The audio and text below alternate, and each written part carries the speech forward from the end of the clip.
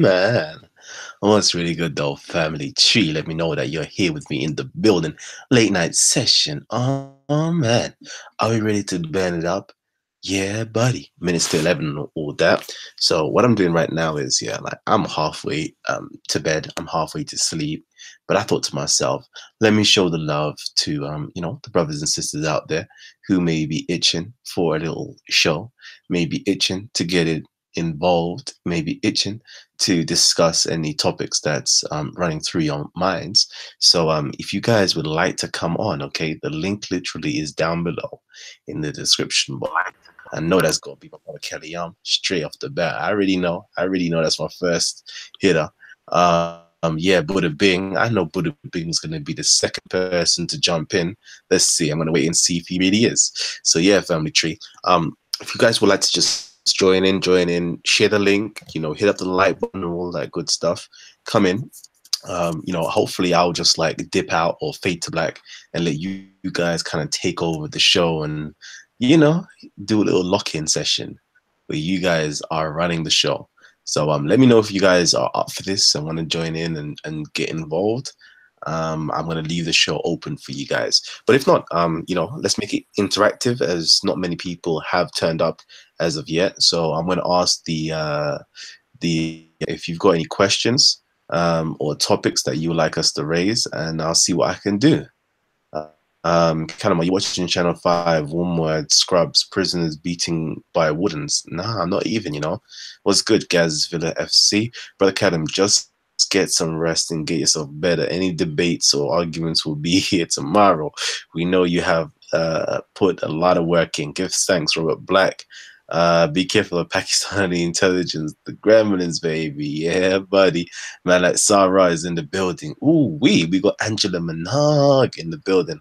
What's good? First time I got the notification for live. Yippee!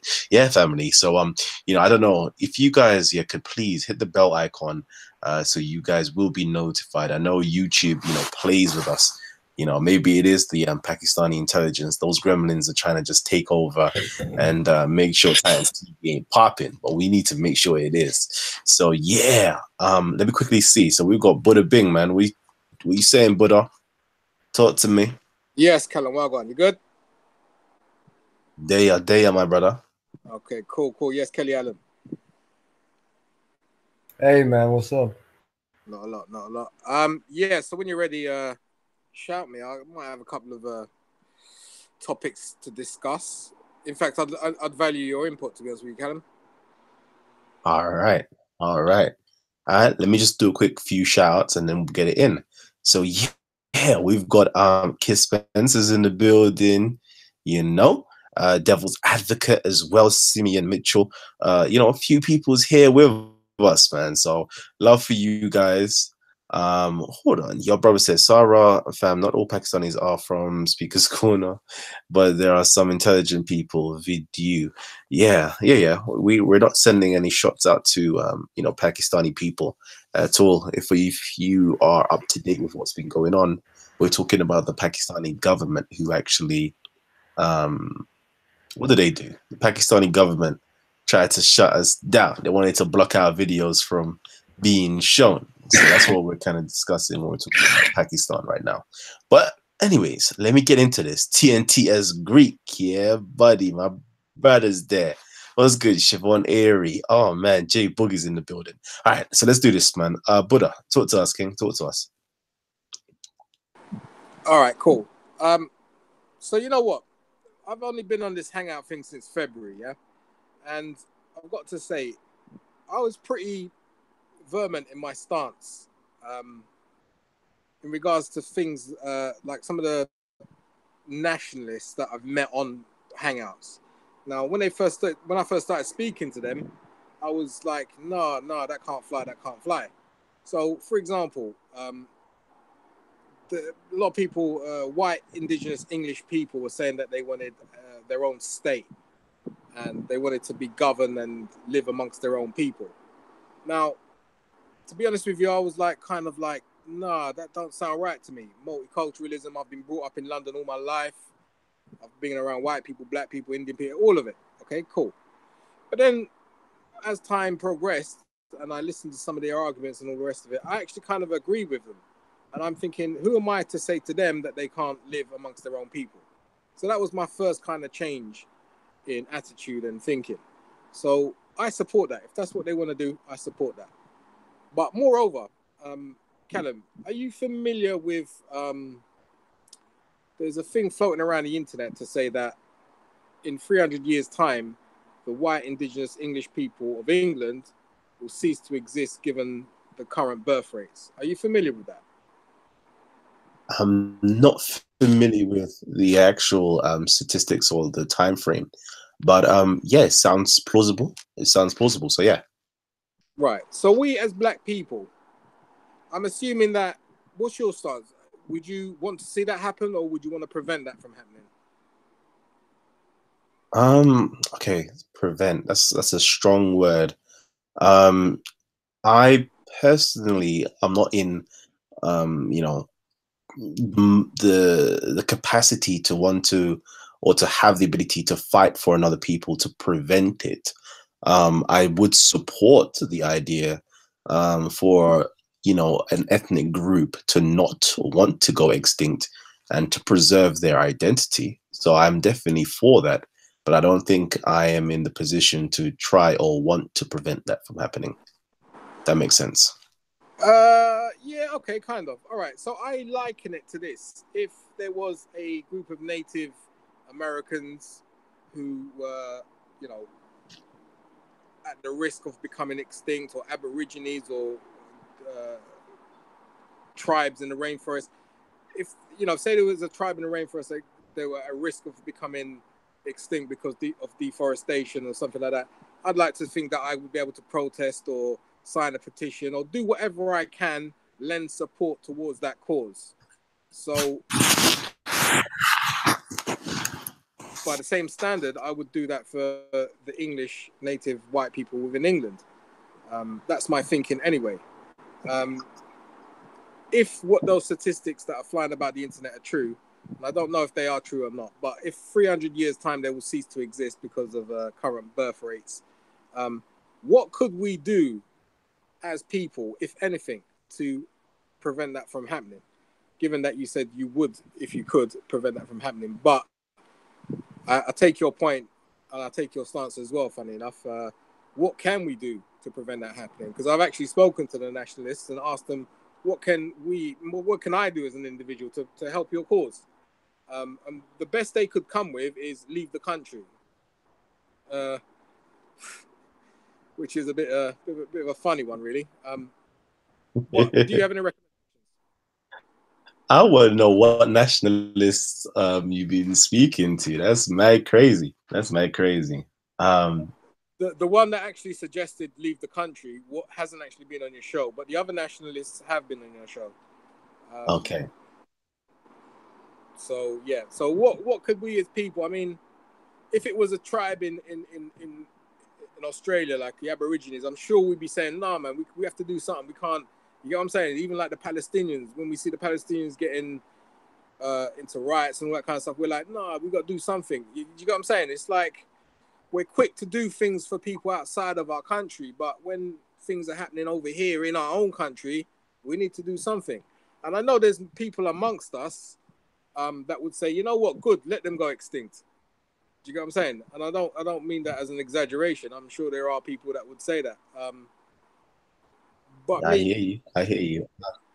Me personally, I'm not the one to jump for other ethnicities or nationalities outside of my own ethnicity and outside of my own nation itself. So, all that Palestine stuff, like, I hear it. Good for you. I support you. Israel, I support you. All that good stuff. But I'm not really, going to put any foot on the ground to actually do anything for any other group outside of myself because I'm not in the position to do that. Okay. So the only real groups I have an affinity to actually help and solve right now, living in the UK, is Britain or the United Kingdom. That's like priority, and my ethnic group as well. That's like top priorities. So I'm not really down to help. Charity, begins at home. So again, as I said, if the so-called whites are gonna be endangered species inside of the UK, I will support you, but I'm not gonna come up with any preventative strategies for you. I do believe in your right of self-determination. I do believe in your right of self-preservation, but I'm not going to be, putting forward any effort to prevent anything for you. Okay. Can I ask why? Um, You don't have to because ask. I'm too You don't. busy. Yeah, Go. no, it's cool. I'm too busy minding my own business. I'm too busy looking after myself and my own community to be spending time and effort and energy caring about your community in that sense. But this is what I don't understand. You see, maybe I've got this completely wrong, but I view white people as my community. I view black people as my community. Why? Because they're British. You understand? That's right. They're part of my community. So if something happens to people, like I'll give you an example. Do you remember the plane that dropped in Scotland back in the? You probably don't remember, but there was a Lockerbie disaster. A plane dropped in a place in Lockerbie in Scotland. That was a national tragedy. You know what I'm saying? So people come together and do whatever they can to help. Yeah, I remember times when there was starvation in Ethiopia. I remember these things when Live Aid went and people were going to buy the records and raise money and send it over. When the tsunami happened, people raised money and send it over. So if we can do that for people outside of England, why can we not do that for people in England? My community. I'm British, so they're part of my community. Mhm. Do you get what I'm saying? So I don't make that distinction between they're black or they're Asian or they're Chinese or whatever. They're born here, they're British. Do you get what I'm saying? Maybe I've got this twisted. Maybe you can point me in the right direction to make me see how you're seeing it. Yeah, of course. If it's a British affair, so I think we're conflating two issues now, because we're Right. talking about a British affair versus one ethnic group that is potentially going extinct, not now, and they are the dominant members of society, but we're Yes. now speaking, hundreds of years into the future. Yes. So if this is something that affecting us as British people, like, as a nation, then, I'm going to be alerted to the fact that we need to do something to solve it. But if you're going to tell me to solve, a particular ethnic group's problem when they are the dominant members of the society that hold the most power and resources, I'm simply saying to you that I am not in the position of power to help you. I'll You're take more it. in the position of Yeah. helping I take of helping me rather than me yeah. helping you. I So, take your point. once I've sorted out myself, yeah, then maybe I can, go ahead and help you out. That's the same thing to do with any type of foreign intervention. All right, as a country, yeah, we can go out and help. But in terms of me, myself as an individual, I'm not trying to help anybody outside of myself, i.e., outside of the British, public, and outside of my own ethnic community. I take your point actually. I think the common denominator is the government. I think the government have got a lot to answer for in this scenario. But anyway, let me pass the mic over. So we got Ethan in the building. So let me just introduce, my brother Ethan. I seem as though that you've got something to contribute to this topic, so I welcome you in, King. What's really All right, good? Kalam. Yeah, I'm here. What's today? Oh, gee, man, I'm a big fan of Titans TV and that. I watch like a lot of content and over everything. The Speaker's Corner and that.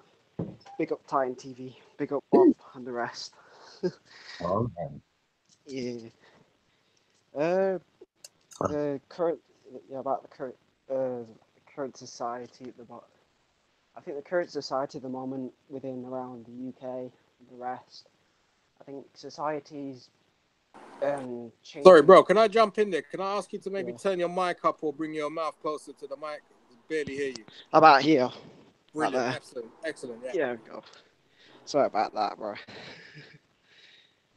It's alright. Yeah, go on, continue. Go ahead. Yeah. About the current society at the moment is, I think it's rapidly evolving and changing via immigration and like other things and that. But like, um, I would say sometimes sometimes sometimes things politically change it, or sometimes things like can change with ethical or in the economy. I, it's although there's just different things to contribute the factor that affects people in society today, I would say. All right. Let me get you guys to keep your mics on mute, because it's very difficult to hear others when they're trying to speak. Real quickly, actually, because I've apologized. I haven't actually been reading the comments. So, I believe that there was plenty of comments sent my way when I was speaking, but unfortunately, I haven't had an opportunity to respond to any of these comments. If there is any comments or questions, simply tag Titans TV. I'm not too sure if I made myself clear in what I stated. Some of you guys said, "Oh, now I finally understand." A few of you. So we've got TN Zulu and Warning Good People ask, can I join the panel? Of course, you can join the panel. And if you want the link, all you have to do is go into the description box, okay? You will see that there is a link for Hangouts. Actually, let me try to share my screen. And please, no trolls, but it's a throwaway show anyway.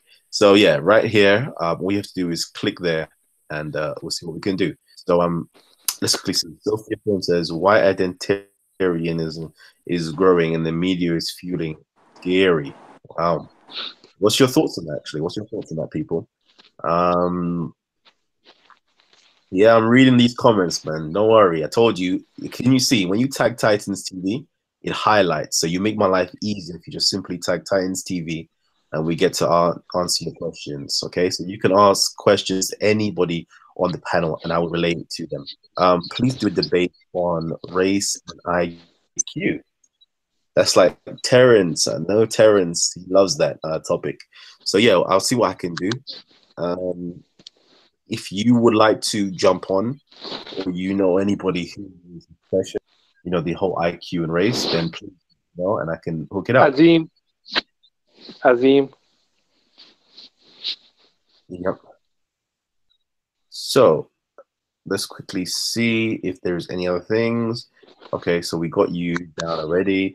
Bob is at home planning his next victim, says J124. I could imagine that still.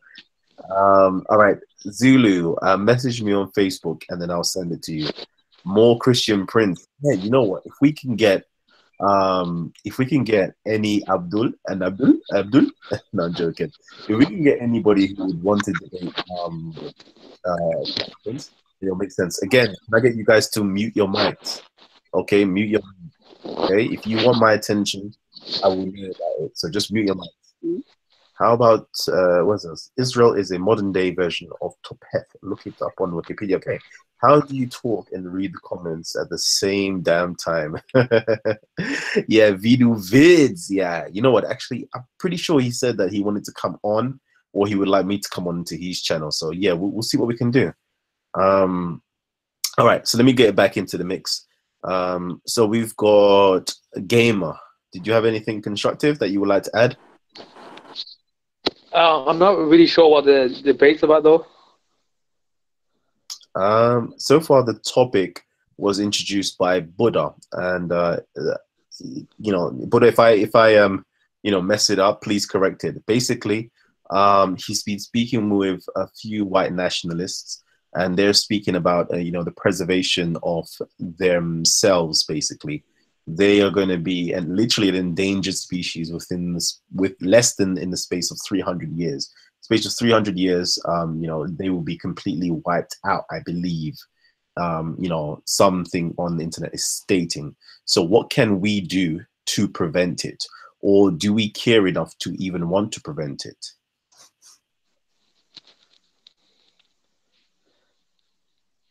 So yeah, that's the topic.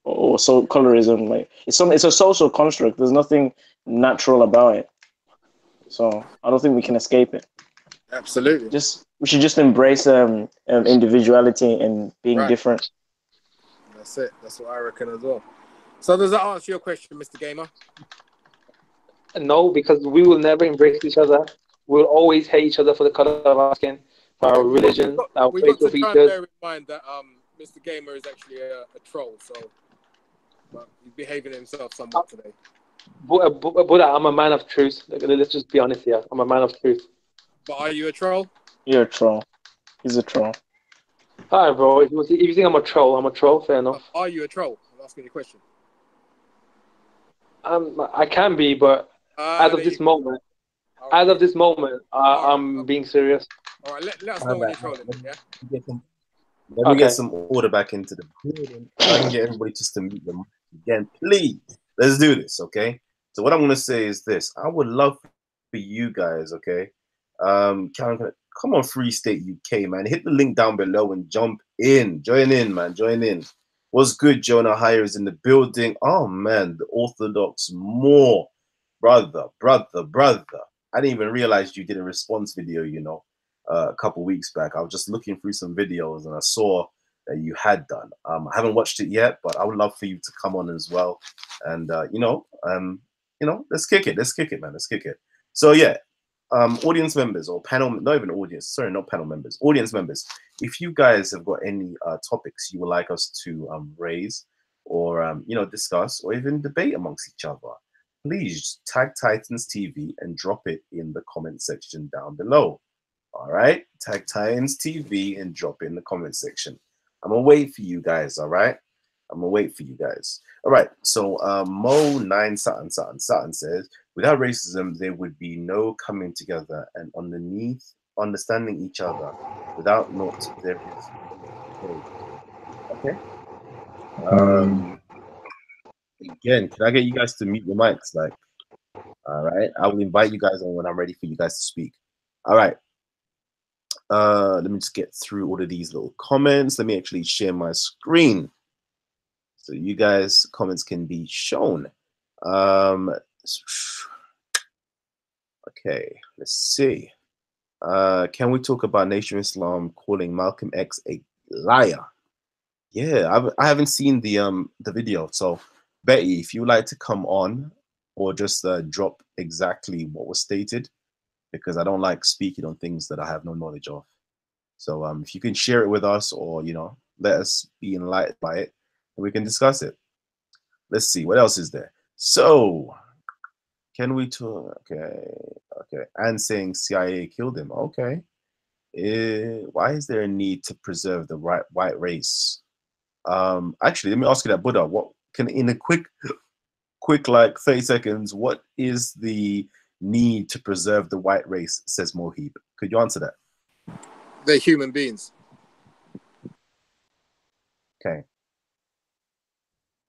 Okay. Generally speaking, but like, what is the imminent need? What is the imminent need that we need to preserve the white race? Because they're human beings, and as human beings, we should watch out for each other, and that's my thinking anyway. A lot of people will probably disagree with me, but regardless of whatever their history is, the colonialism, the empire, they're human beings, and for them to disappear, what I mean by that, tragedy on us. sorry, what I mean by that is right now they're not going extinct, right? Right now they're the dominant members of society. Yeah. So what is the actual need to preserve the white race? Could you just give like a little backstory as to why the need is necessary? I've already explained it. So as a human being, for me, to see any group of people to go extinct is a tragedy on us. We have failed as human beings to protect our other human beings. So whether they be Eskimos or whatever, it doesn't matter. They're human beings. And the onus is on us as human beings to help and protect, like we do with other countries, as I've explained, whether it be Ethiopia, tsunami, Thailand, doesn't matter. Especially within our own community. They are our community. We are a community within England, the British Isles. All right. Give thanks. All right. So now, we've got a few extra people in the building. Shouts out to Free State UK. Actually, let me quickly get Free to come in before I get Betty to drop some knowledge on us. So Free, did you have anything to say? You're right, mate. Yeah, I was just listening and some interesting points of view. Um, but I think one facet that everybody's forgetting is in this there are people and then there are the elites. When you was referring to so Okay. Professor, when if you open the mic again, I fear that I have to eject you, okay? Because we're trying to get an organized conversation going on with a lot of people. All right, go ahead, Free. yeah, the one facet that you're forgetting is, I mean, the elites and all of this. When you was on about, helping your community because you view whites and that as, being higher up the ladder or however you want. I can't remember the phraseology you used. But I don't see it like that. You see, I see there's us, the normal people, and that covers us being whatever colour you are. And then there's the elites, and they come in multicolours as well. And that's the problem that I see more than us being wiped out by, um, mass immigration is an issue. We could do with closing our borders, but I mean that's going to take a lot of time. But I think, as Buddha says, you've all got to like band together at some point and help each other out because when you're seeing an injustice on one group of people, you've got a moral obligation to open your mouth about it. Because if you don't, at some point in time, that could be you. Definitely. 100. All right. So let me quickly get Betty on. Talk to us, sis. Hi. What are we talking? Are we talking about white people's population going down worldwide, or are we just talking about Britain? Yeah, well, yeah, that's what we're talking about. Unless you've got something else that you wanted I to wanted to talk introduce. about whether the Nation of Islam killed Malcolm X or whether it was the CIA. Because the Nation of Okay. Islam, when I was at the park, the Nation of Islam insinuated that it was the CIA, and I thought it was an interesting topic to debate. All right. It sounds good, but it sounds like very niche that I'm not too sure if any of us have any information on it. But if you want to pose a question real quickly, we can get it in. Excuse me, can I say something? I've been waiting here forever.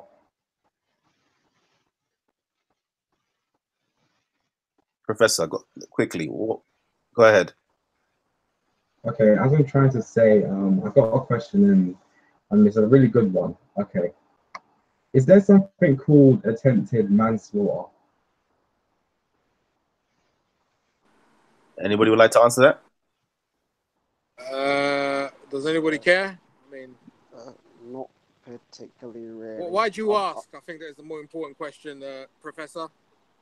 I'd like to get back to Betty's question, but go ahead. Why'd you ask? Because there's something called attempted murder. So I'm just curious if there's something called attempted manslaughter. Just asking anybody if that thing exists.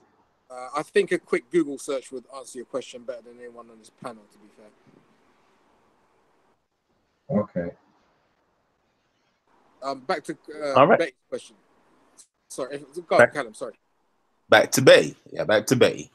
So go ahead, Betty.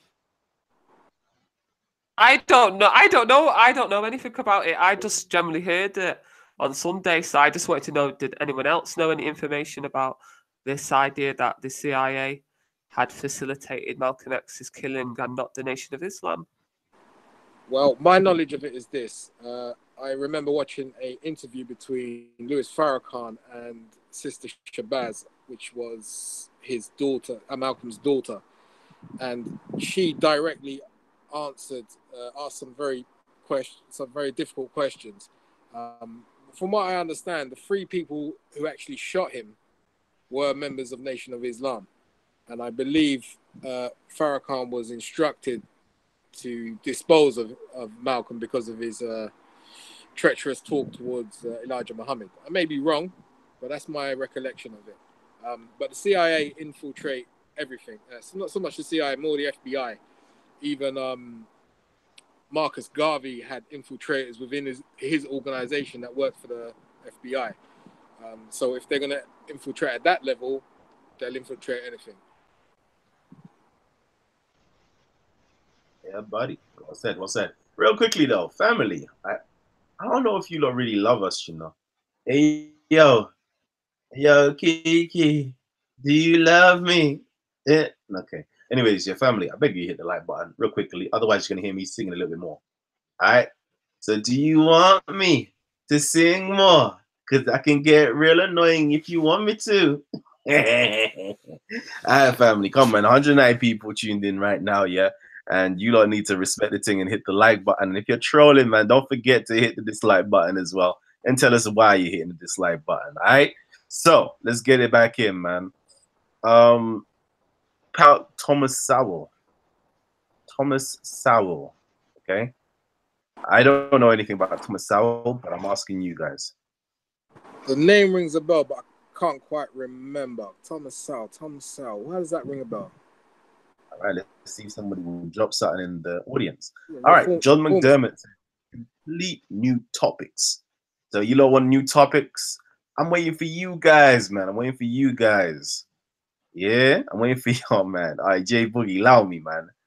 So I'm waiting for you guys here to, you know, drop me some comments, drop me some topics that you would like us to discuss. All right, something constructive. All right. So all you guys need to do is simply tag Titans TV and let us know. Thomas Sowell is a great black thinker, according to Mango Tango.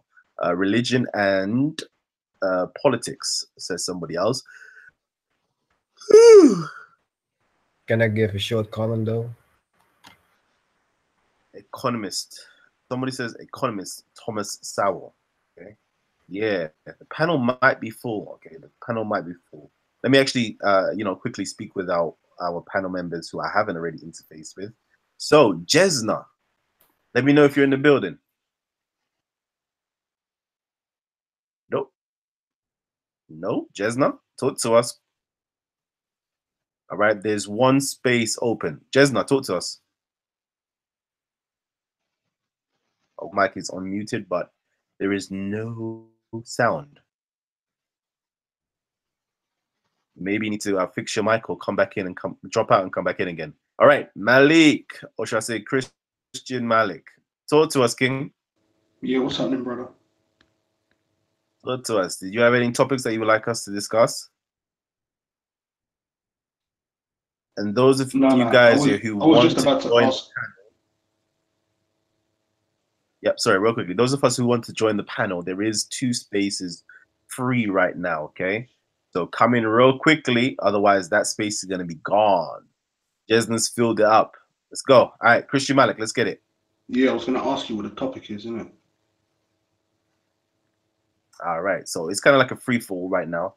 Anybody would like to just drop a topic, we will try to address it. Hello? All right. Yep. Yeah, can I drop a topic, propose a topic?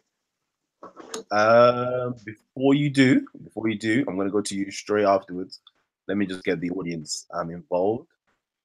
So have you seen Bob Ham's video? Bob was doing all kinds of logic, one after another, says Ryan Reynolds.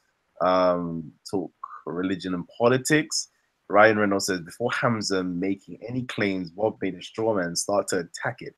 Bob was all about ad hominem straw man red herring. I don't know if the rest of our audience members is going to agree with that, Mr. Ryan Reynolds. I don't know. I would love for you to come on. If you've got the, you know, the capability of coming onto the show, please come on, because this will be a very interesting conversation. I enjoyed that debate, to be honest with you. Come on. Kalam, can I give a short comment then? Sorry? Can I give a comment? Yep, go ahead. No, you're not allowed. Sorry. Yeah, so I wanted to say something.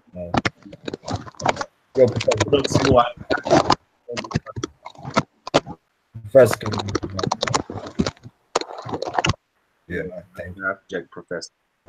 So I That wanted was to one. say something about, according to white people fleeing and all that. I think what is very credible for the for the white people, white population, is that uh, they can be able to be consoled with credible sources that are trustworthy for any certain way. I mean, I've been recently on topics I heard is every time, and I think like uh, they don't have to be afraid.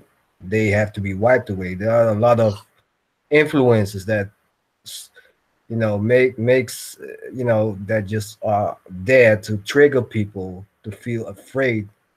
Things like that is about to happen. Just like like I remember I read an article like in 2015, the world will all end, and there will be a giant meteor, slamming into this globe. It still didn't happen. Just like in 2012, the world will end. But that's the same thing. It's like just stay calm and don't let all that stuff let you carry away. And but at the meanwhile, just let us find out what's credible and what's not fraudulent. I think that's been said enough, and I hope it might help the people, white people, all kinds of people. All right. So let me get Zulu back in. Zulu, go ahead, King.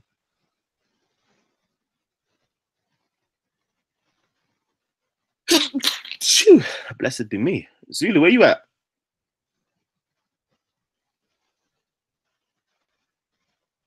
Yo, Zulu.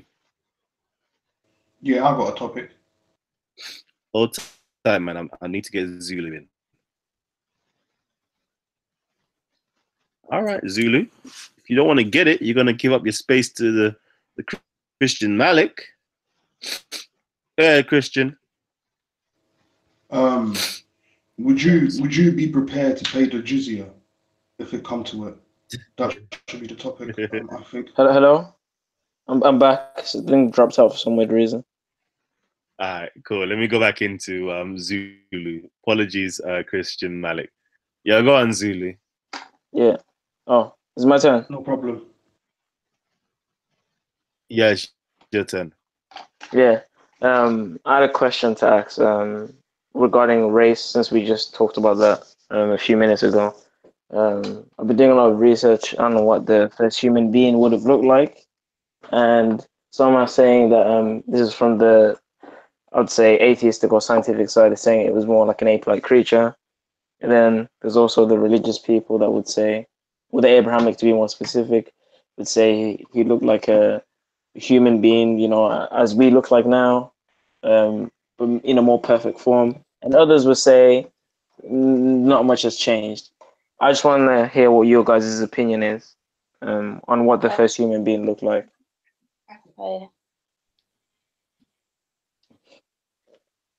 That's pretty much my The question. first human being, in my opinion, was a dark-skinned individual.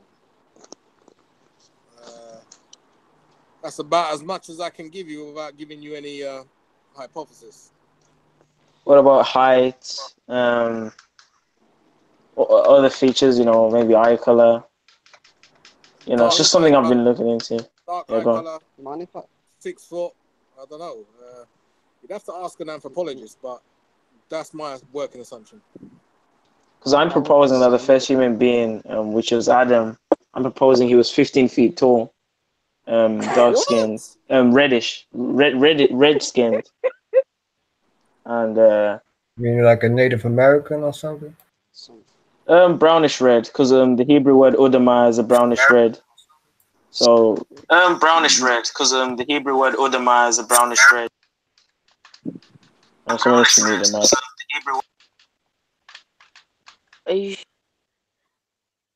All right, let me get Jesna in. Jesna, talk to us, Queen. Hi, I'm sorry. Like, can you hear me? Yeah. Yeah, I'm sorry that I had to restart it, but I just want to talk about regarding to race. If Sorry? that's all right. I want to talk Repeat about again? the point where the other panelists were talking about race. Go ahead. Yeah. I was gonna say, there's this theory that the famous writer H.G. Wells proposed that there's gonna be two subhumans in the future. One's gonna be sort of a dwarfish-like human being, and the other one's gonna be a sort of a mixed race human being that's gonna have like sort of brown reddish color, and that's gonna be taller than the average human being that we have today. Do you know anything about that? Personally, I don't. Anybody else has any clue about that? Not a Scooby, mate. H.G. Do Wells. you even know what the word subhuman means? I would say H.G. It's two Wells is a subhuman. science fiction writer. I don't know what qualifies him to make such an assertion, but no, I've He never heard. used to. I don't know if he was the husband or like, but a husband or partner of Margaret Sanger. Yeah, the eugenicist. Yeah. Yeah. He eugenicist of Planned Parenthood. There's connections between him and Margaret Sanger, so that he proposed that theory. You can go look this up. I don't know, like, but he wrote a book and he's a famous science writer, and a lot of things that he said came accurate. Well, you see, the thing is, like I said, he's a science fiction writer, so if she would have wrote it, there'd be more emphasis on it. But seeing as he wrote it, I don't know what qualifies him to say that. But no, it's just a theory. It's just a theory. If the white population like disappears, and plus there's scientists as well that are like huddling up in places in America and the UK and whatnot that have understand finally after so many years of like scrutinizing people with darker skin tones, have realized that having a darker skin tone is more beneficial than having fairer skin. Yeah, I think that point's been made like for a long time now. Yeah, and they're figuring out ways to like have like lighter skin, still have the lighter skin tone, but still have melanin inside it. Do you get what I mean? So on YouTube nowadays, you do see a lot of people that are like mixed couples, and like it's sort of they all of a sudden they started pushing this mixed race couples and all these kind of stuff. But it could be possible. I'm not saying it is, but he's a science fiction writer, and he did come up with those theories. So I'm just saying that like I'm just putting it out there. So that's it. All right, let me just switch up a little bit. On with our audience members. New World Order and there. What's going on? Oh, Sia's around. Hey, I have a question about Kemet religion. Do your gods? Oh no, Kiss Spence, no. Do your gods wear condoms when they penetrate each other? Very interesting question. Unfortunately, we don't have something that you guys believe in, i.e., gods being physical human beings. We don't have that. A question that you should ask, since we're trying to be, disrespectful. Question should we ask is, did year-old plus Muhammad, according to your narrative, penetrate his child bride of 9 years old, or with a condom, or did he roll bareback and just bust a nut all up in that child bride? That's the question you should ask. But anyways, let's move swiftly on. Am I hearing things? There a woman talking. Yeah. Let's quickly see. Come on, you guys know. Tag Titans TV. Ooh, Angela Minogue says, Denis Zovan's red hair, blue eyes, 70,000 years ago. All right. I love it. I love it when we get some scientific facts up in here. Let's get it, family. Let's get it. Raw sci-fi living is in the building. Oh man. Jeez. Just fired. Creation story, guys. Creation story. So I think some guys want to get into religion and talk creation story. Let's see. Sophia Film says, does the disappearance of white means the disappearance of European languages? That's a good question. I doubt that. I actually doubt that. That's crazy. That goes into the study of linguistics and anthropology as well. That's interesting. Hi, Kalam. Have you ever seen the Farmland documentary by Lawrence Southern? And if so, do you think it was biased, meaning it told the on the history from a one-dimensional perspective. I would assume it would do, but I haven't watched it, so I can't really comment on it. Okay. Real quickly, let's see if we got something. Megatron's in the building. Sarah's there. Oh, sugar, it's all going down. Let's see. Times TV, Ask the Panel, and the different IQs. Oh no, the IQ one, man, that's a specialist show right there. All right, let me get back into the building and see what you guys are actually saying. So, anybody new who's joining us? No, we got Answer. Come on, Answer, man, talk to us, King. You know, steer this conversation in the right direction. I want to hear something that's tantalizing. And so don't be quiet now, man. No, I'm listening, bro. I had to switch screens to open my mic. Yeah, it's quite interesting conversation. I mean, it keeps flipping around from one thing to another, so I kind of start thinking about what I would say when I get the chance, and then before I know it, we changed topic and moved into something else. So yeah, if we decided on something. Yeah. Don't worry, you can always bring it back. You can always bring it back. Don't ever get it twisted. If you want to change the topic, change the topic. But we're always going to open it up so you can bring it back. Yeah, I mean, there was a number of things that were said that were quite interesting. One of them was about what Zulu said about human beings, and he tried to say that he comes from the view that he thinks human beings used to be 15 feet tall. I mean, that's pretty funny. Seeing as there's never been a single piece of evidence ever provided to suggest that, apart from stories.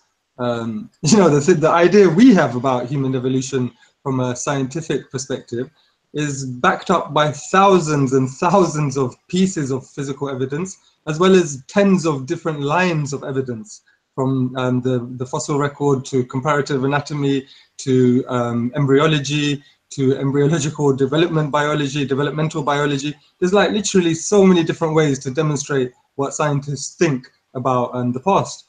And I just find it funny that Zulu, who's a really smart kid, I like him, we chat a lot sometimes, I don't know why he holds on to this idea of human beings maybe living for 900 years at a time and being 20 feet tall and a lot of other weird stuff. Yeah, I'd be interested to know why he's so sure about that. Is that a question to me? Sorry, Answer. Hello. I believe it was, yeah.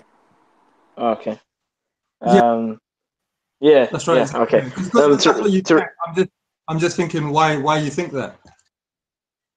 All right. To respond to that, Answer. Personally, the comments I made regarding Adam's appearance is not just based on believing in something. This is based on evidence. You assume that there is no evidence, and you're wrong. I believe in something such as a de-evolution, and I believe this is what is currently the natural process in the natural realm, which is operating right now. I believe that everything is decreasing in terms of its strength, in terms of its longevity, and in terms of its biological makeup. And this can be shown by looking at the various environmental conditions that we're placing on the earth and the diets that we're eating. And there's many other factors that contribute to our poor health. And only with the advent of pharmaceuticals and the scientific biological things that are helping us, maintain our lives or maybe extend our lives to a few more years. And without those things, we'll completely die, because the way we're living at the moment is uncomparable to the way our ancestors lived. So yeah, I'm still standing on my claim. If you want to get into the evidences I've found for this, we can if we want. It's your choice. Okay, yeah, that's fair enough to do, but the problem I have with that is you're just simply making a category error. You can speak generally about the fact that many species are going extinct, many species are living less longer, many species are under a lot of pressure, more pressure than they have been in the past. And, even ourselves, like you say, we're living in a more and more artificial and synthetic world. And this may not be as good for us as we think, and it's only time will tell. There is research being done on it. However, the problem I have with that is you can't then go from that general point, which I guess you could back up with a lot of various types of evidence, and then say that also explains and proves that human beings is definitely the story that you make it, because you've taken it much further. You've said that human beings used to be much bigger, like 3 times as big as we are, used to live for much longer, like 10 times as long as we live now. These are extremely huge and specific claims. For you to back them up, you'd have to show fossils of our hominid ancestors that had bigger and bigger bones the more and more further back we go, which is basically defined by how far down we dig, how far down we dig. So, you know, these Okay. sorts of things would be easy to prove. And the consensus of the fossil record by all known scientists, anthropologists, archaeologists, etc., paleontologists, the consensus from all of them is that that's not what the fossil record shows. It's the exact opposite. What they have demonstrated to be conclusive fact, well, as good as conclusive fact as anything, is that human beings used to live much shorter lives the farther back we're going past in the past, and we used to be physically smaller the further back we're going into the past. There's not a single piece of evidence that suggests otherwise, because that would have already refuted the theory that we have. Okay, you done? Okay. The problem with your claim is you're still saying there is not a single amount of evidence to prove what I'm saying, and you're also using the fossil record, unquote, as your evidence from the scientific field. The problem with that is, and I don't want to get into, well, let's address why your view is wrong, because we're talking about my view, but in order for you to say we need to find physical fossils of your claim, you would have to have an existing fossil record that's actually accurate and actually is accordance to the truth. So instead of getting what I have, because what you're requesting for me would make sense if there was already something, but because there isn't anything we found in terms of transitional fossils from an ape-like creature to a human, you can't really ask for me to bring you anything at this point. Right from the bat, we're talking from belief. You're talking from belief, and so am I at this point. Yeah, Zulu, what you've just done there is basically change the topic and change the goalposts. We're not talking about that. Look, you made the claim that you think we're not saying that what's right or wrong. We're here to discuss that. Now, you think that human beings were different to what basically all of the scientific community, the intellectual community, basically anybody who's not an idiot, pretty much agrees that the evidence we have that describes our evolution, according to the textbooks, how you learn in primary school, is pretty much the best explanation, because that is the definition of a scientific theory. It accounts for all of the known and available evidence, and it gives us the best explanation that accounts for every single thing. Yeah, otherwise it wouldn't be the currently best theory. What you've come and done is said, well, no, actually, we're starting from belief, so none of that is relevant. So what would be the point in having this conversation? If you're going to have a belief and not feel the need to back it up with evidence, and you think I'm doing the same thing, which I'm not, then there's no point in having a discussion, because that's just subjective. You believe one thing, I believe another thing. See you later, mate. Doesn't matter.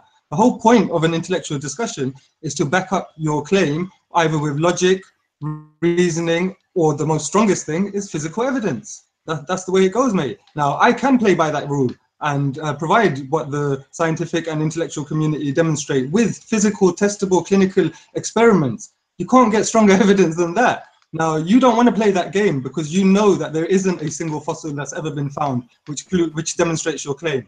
And you know that every single fossil that has ever been found of any creature ever supports my claim, which is that the theory of evolution. No, it doesn't.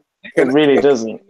Can I? None of the fossils support your claim. You don't have any transitional fossils of any creature. Zulu, can I jump in there? Yeah, go on. Okay, so the thing is this, from my understanding, during the time of the dinosaurs, yeah, and so I would say this, it's debatable whether humans existed alongside dinosaurs. Well, when I say humans, I mean prehistoric human existed alongside dinosaurs or not. If they did, I would surmise that they would be bigger than we are now. Because if you look at the dinosaurs, they were much bigger than their modern counterparts. So if we look at sharks, we look at megalodons, they were vastly bigger than the current day sharks we have now. And that's the same for all the other subspecies of those dinosaurs. Now, part of that, I believe, is because of the climate, the lack of carbon. Is it carbon dioxide or oxygen? I can't remember. It's one of the two. The Oxygen. Is it oxygen? The lack of oxygen increases the size of the animals. Okay. So, but to say they were 15 foot tall, I mean, come on, man. Wow. That's a serious, yeah. But it's debatable whether they coexisted with human beings. That's the point I would kind of throw in there.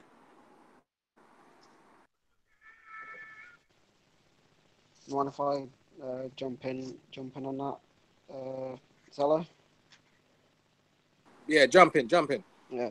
The reason when you made like the point of belief, I think you were referencing like the point between like the via Christianity sources between the Book of Enoch, referencing the Nephilims, because the Nephilims were about roughly more than 7 feet tall, as they were described biblically in the Book of Enoch.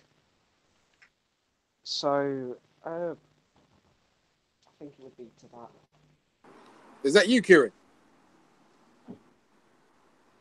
Is that Kieran? Nope. No? Oh, that's me. Yeah, I've heard the story of the Nephilim, and is that where you're getting that from, Zulu?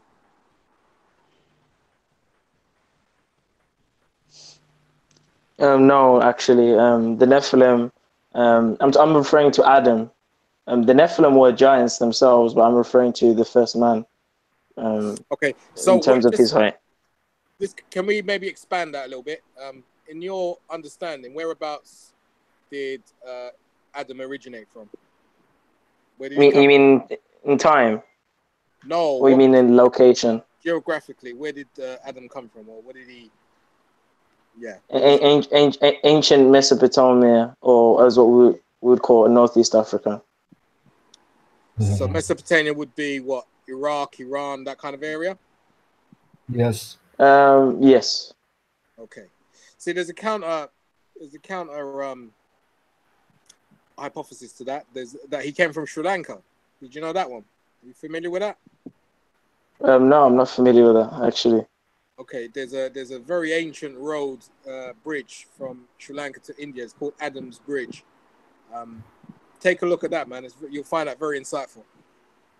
Well, definitely, bro. I mean, it doesn't say how far his landmass was. He could have maybe traveled there.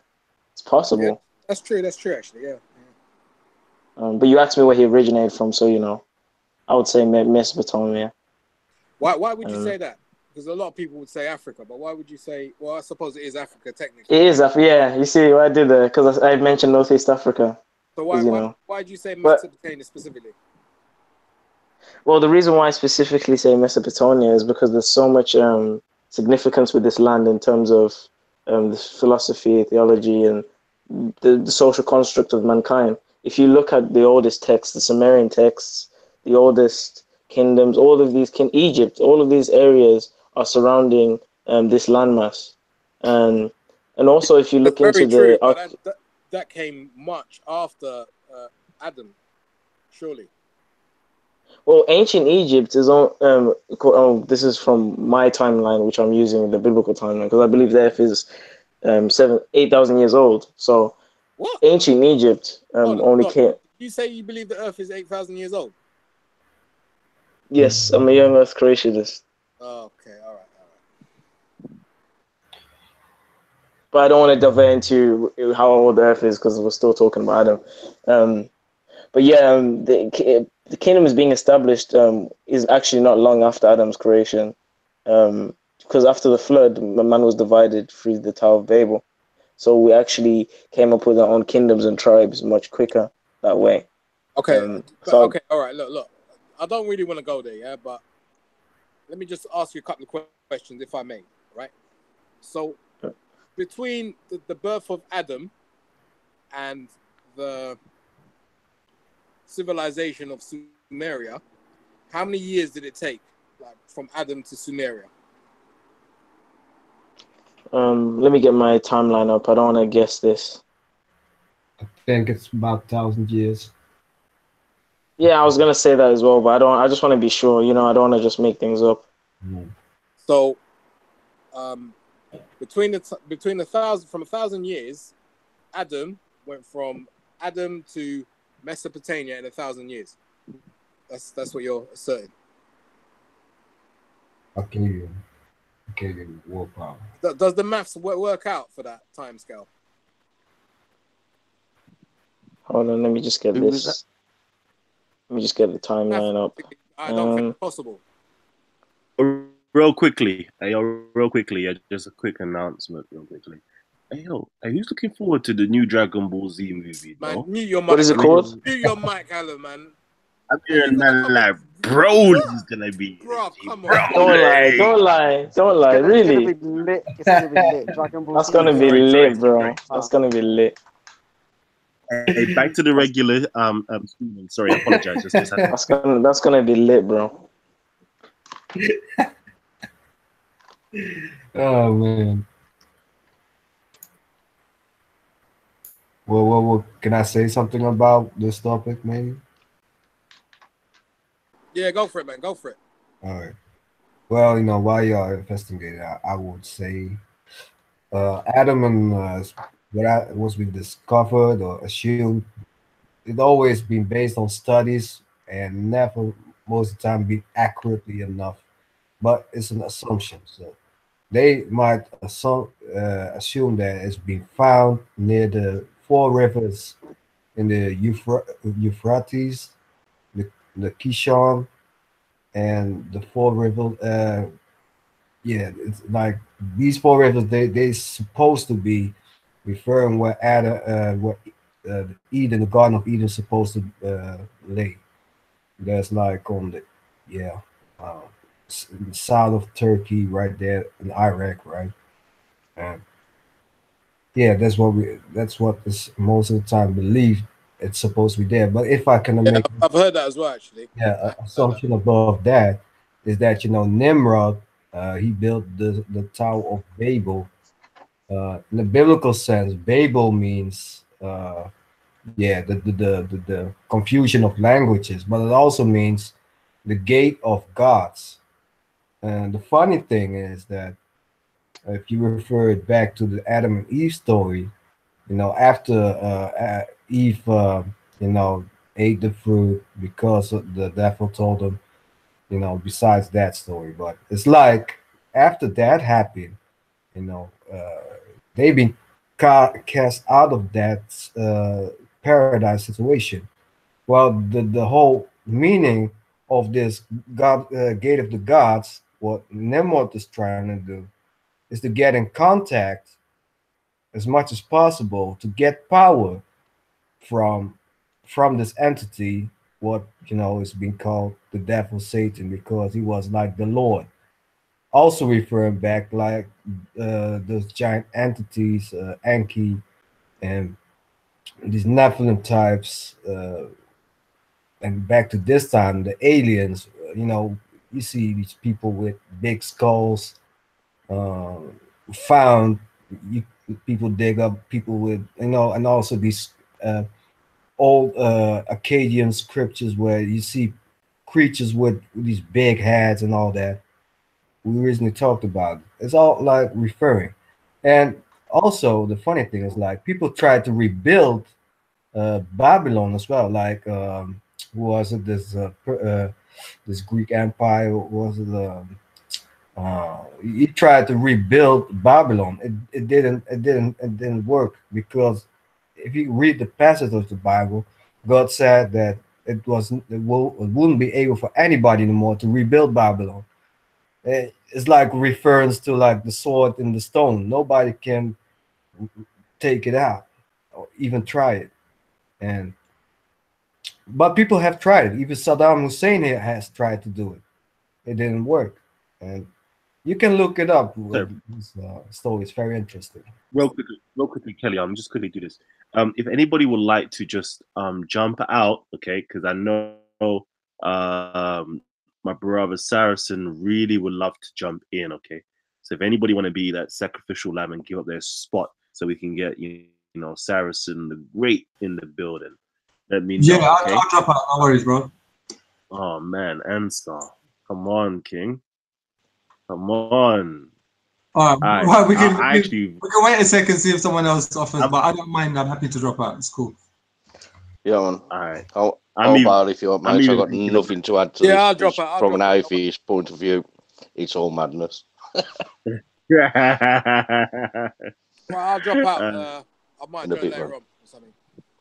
all right, okay, cool. I'll see you in a bit, free.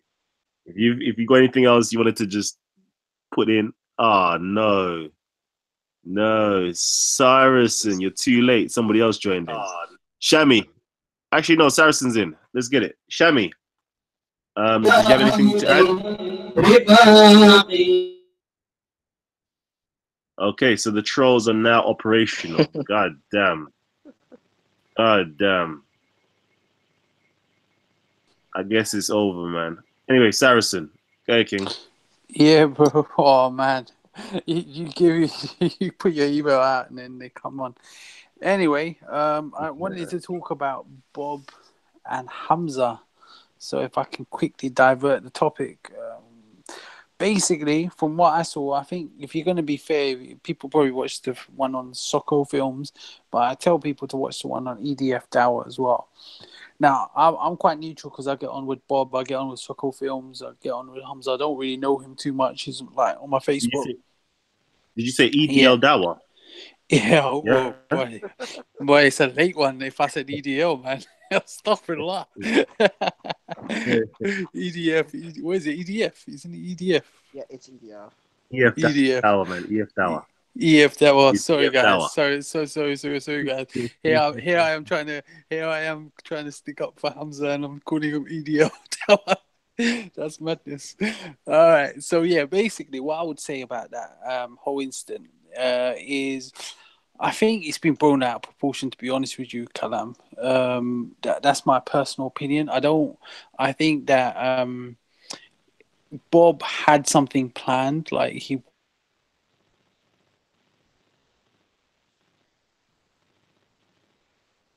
Saracen. Yeah. I thought you cut out, man. Yeah, I was gonna say, yeah, when doesn't Bob have anything planned? He is the mastermind. Hey, continue. He's scripted. He's a bit scripted. I mean, personally, I'm disgusted with him as well. I think he's a bit scripted, and if he goes off script, he struggles sometimes. I would say that Hamza, he was saying Hamza never said what he claimed he had said. So Hamza wasn't claiming to say that the Prophet Muhammad SAW was in the Bible. So he kept on saying, you say, and they kept on raising his voice. Whereas Hamza saying, look, hey, I never said it. So I think I can understand from Hamza's point of view, this is not going anywhere. So he tried to walk off. And then it was a heated day, it was a hot day.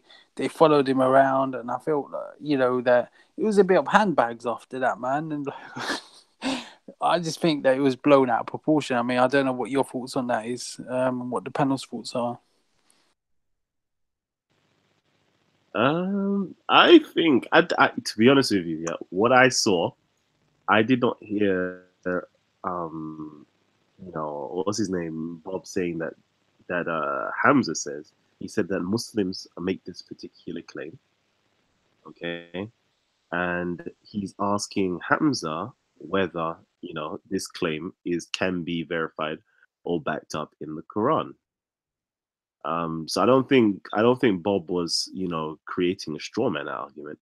To be honest, when I was listening to that, it seems as though that Hamza was trying to do the opposite. Hamza was the one who's creating the straw man argument against Bob.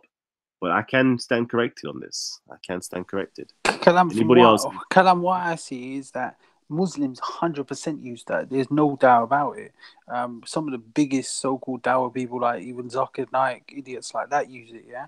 But I don't think Hamza has used it. Or if he has used it in the past, it's not something he's used recently, because a lot of people are backing away from that, you see. So in this particular debate, for that debate, I don't know what Hamza might have said in the past, but that wasn't Hamza's claim. But what Bob was pushing is, you say, and then he said, I never said it. And he goes, well, Muslims say. He goes, well, I can't speak for all Muslims. Well, there's a billion of us. Do you know what I mean? It wasn't, the conversation wasn't going anywhere. Now, what I would like to hear, Bob, is, I mean, I've heard that Prophet Muhammad Sallallahu Alaihi Wasallam is in the Bible, etc. I would have liked to hear his rebuttal, just even if he was maybe on Soccer Films, he can just go through why the Prophet Muhammad Sallallahu Alaihi Wasallam isn't in the Bible. I'd really like to hear his reasoning for why, just from a academic point of view. So yeah. Who's that, Bob? You would like to hear that from Bob? I would like to hear that from Bob. I mean, for me, you know me, I don't go to the park to debate. I go to have discussions and learn from other people and, you know, share information and come to common understandings. I mean, if I was to debate someone, you know, with my good looks, my swagger and my modesty, I would destroy them. But, yeah, you got that joke. You got to liven the debate off at this time, and it's past 12 o'clock. So, I think I would. Yeah, I like to hear different points of view, and I think on Titans TV, definitely most of the people on this panel we're mature enough to have that respect for the other person, let the other person finish, and try to understand their point of view, and then discuss and debate if necessary. I have a question. All right, go ahead. So, you were the Kalam. You were the first one to have brought Abdul Hakim and the likes and he's like to my attention in regards to people at Speaker's Corner with such leniencies. So my question is, how are these people so brave that they come every week and aren't afraid of being outed as ISIS supporters or sympathizers in the very least? I think they have been. I think every single week, I almost feel sorry for them. You have brothers like Shamsi, you got brothers like Hussein who go in week after week, calling them out to be, you know, ISIS sympathizers, Chowdhury affiliates, going in to say that they, you know, they're Khawariji and all these other different terms. So I think, you know, every single week they are being called out, to be honest with you. I hear you. Do you think Abdul Hakim's shaping up to be the next Ajam Chowdhury? Never that. You know, I don't want to speak badly about my brother, and I call him a brother, behind his back. I don't want to feel as though I'm backbiting. But I don't think he's shaped or built like that. But unfortunately, he may have an influence on the younger generations looking up to him, you know, due to, you know, YouTube, you know, famed him. So, you know, quite possibly he may amass, you know, somewhat of a following or group, but I don't think he has the charisma and the intelligence and the guidance systems and the network as an Anjem Chowdhury to cause and create, you know, such a destructive and negative impact on the UK public. Oh mate, he's got more. As Anjem Chowdhury, He's more charismatic than Ajam Chowdhury. You think Ajam Chowdhury is more charismatic than Abdul Hakim? That's interesting. To be honest with you, I haven't watched enough Anjem Chowdhury videos to know. Ajam Chowdhury is he's clearly like a geeky type. Like Abdul Hakim's a cool type. Like he's that laid back, chill, smiley type. Like they're like worlds apart. Hakim's much cooler than Ajam. Bro, can I come in on there? Because as someone that first came across Islam via Anjam, I'll tell you, Anjam has got this kind of. I'm not defending him or anything like that. But if we're talking facts, I agree with Kalam, bro. Anjam Chowdhury is in a different league from Abdul Hakim. Anjam Chowdhury he's got rouse you in. He's great at mobilizing youngsters. He's got the talk. He'll come in and he'll literally twist your mind, and he'll make you believe things that that you would never normally believe. Abdul Hakim hasn't got that. Now, for me, I would love to discuss with Abdul Hakim because I don't know what you guys feel. I don't know, Kalam, what you feel, but I see there's a good guy in there somewhere. Maybe I'm being naive, but I feel like there's a good guy somewhere in there that is just misled. Yo, I've Saracen, been wild there. one. Yeah, Yo, bro. Saracen. Yeah, you're Good? gone. Let me tell you Wicked, something. bro. Adnan Chowdhury is a degenerate. Anyone who sympathizes with him 100%. I agree and with you. supports him, Yeah. I don't even know why they're in He's a the country. scumbag. He's a scumbag, They yeah. be stripped of their citizenship and nationality and deported. That's my bottom line, or face execution, one of the two. And that's me, Sam. I wouldn't go that deep, man. I think everybody should be open up to be reformed. My humble opinion. Even though the Nation of Islam says you cannot reform the goddamn devil. So I don't know, but my own personal belief is like what's the brother's name? Abdul Hakim. He's a sweet, charming young man. I personally think that he's very sincere in his beliefs and what he's fighting for. Of course, I think that he's misguided, but I think that we need brothers and sisters around individuals like him to kind of re-educate them and guide them into the right way. Because I'm scared personally. I'm actually frightened as to when I see brothers like Shamsi and Hussein and other individuals that are constantly bombarding and attacking him, I'm just thinking to myself, like, this person, is starting to, for me, I'm feeling as though he's being ostracized, he's being isolated, he's constantly being berated. This can have a negative impact on his psyche. And if you think about, his friends and the people around, or previously friends and previous people around him, and what they've gone off to, this is a cocktail for a very destructive, outcome. So I personally think we need individuals around him who can guide him aright. Can I add to that? Can I? Hello? Hold on. Let me get a sister in first. Jesna, you are a sister, right? Yeah. All right, go ahead. Can I? What? Are you the lioness? Sorry? No. You know that chick that goes today. Oh yeah, I know what you mean. All right, I thought you was actually. I am. You are. It's just I want to put. You see, how do I know these? Yeah. I'm way too smart. Can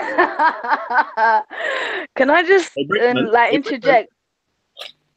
Before you interject, hey, Breakman, I don't even know what you lot are talking about. It's like some personal little. No, you know secret. that. What's going on? How's that girl where she was like, she quoted Ali Dawa when she was arguing with that chap who was arguing with the Christians about the Bible, I think, or Islam. And the pink tracksuit girl. And then she was like, "What? Speaker's Corner." Yeah. And then she was like, "Is that you?" No. I didn't go to. I've not been to London in like time, so I'm not. My bad. I'm not that one. Leave the poor girl alone. Pray continue, young lady. Go ahead. My bad. I got you confused with someone else. No, it's alright. It's just I want to say something. I come from a Somali background, right?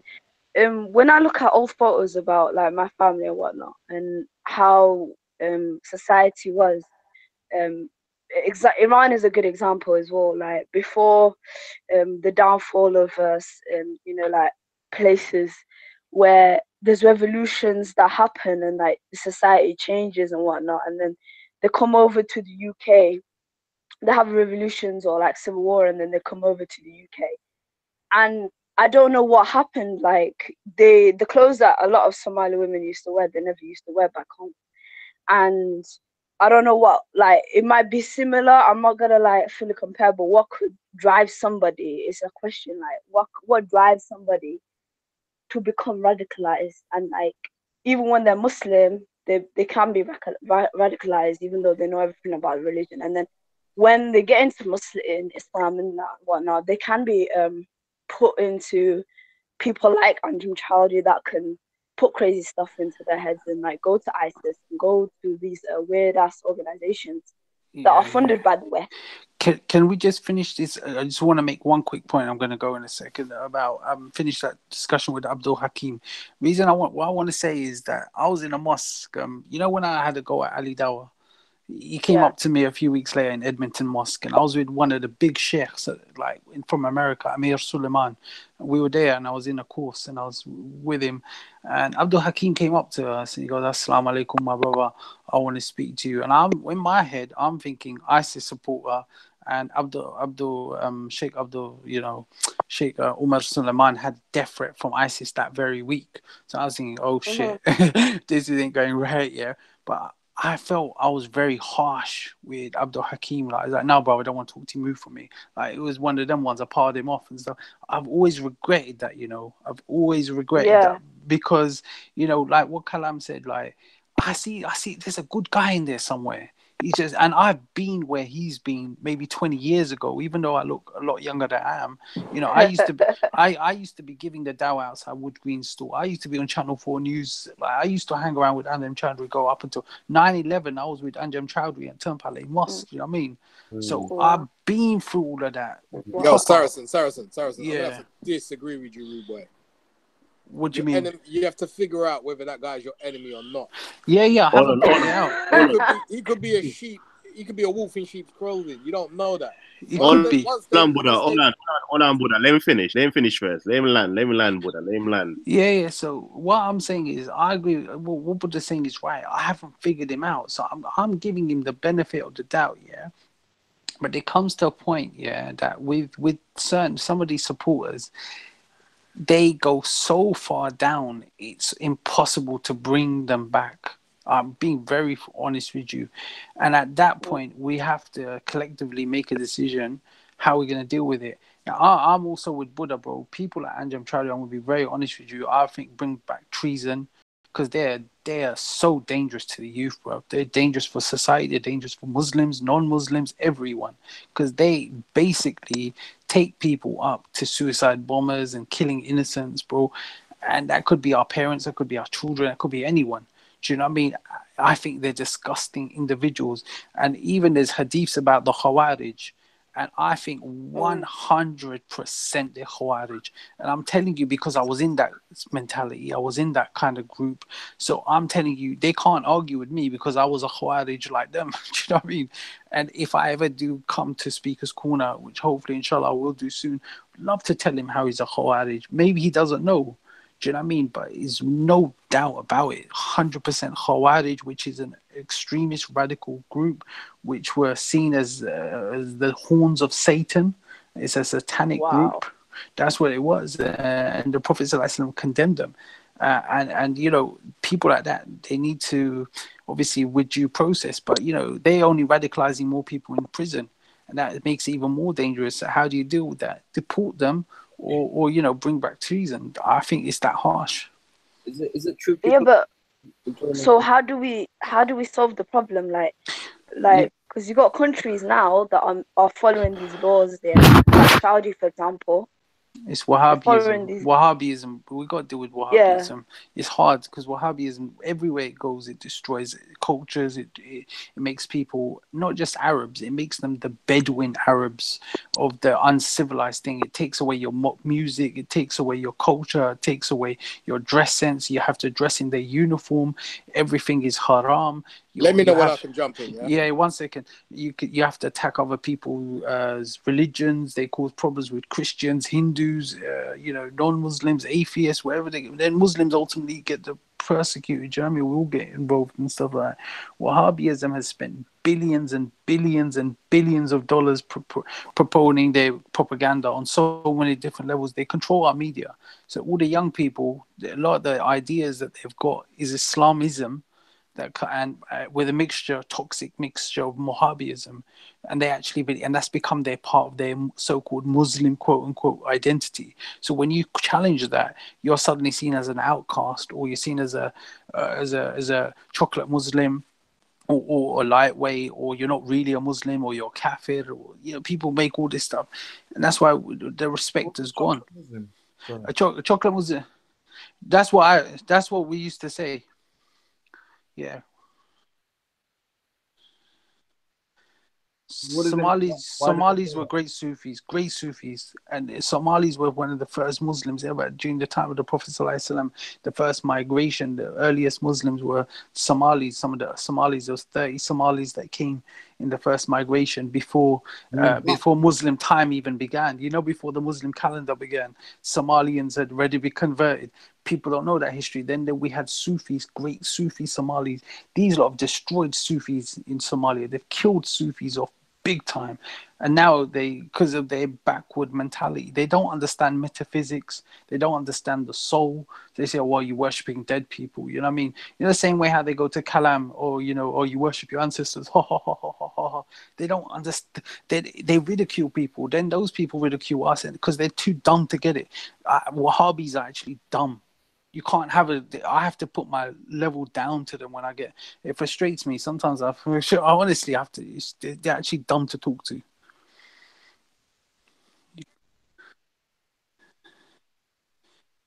Oh, beautiful.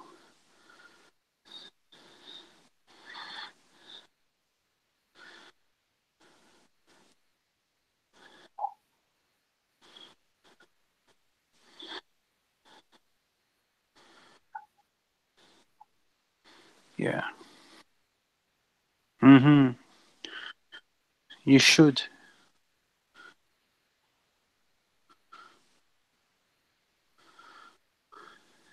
I know.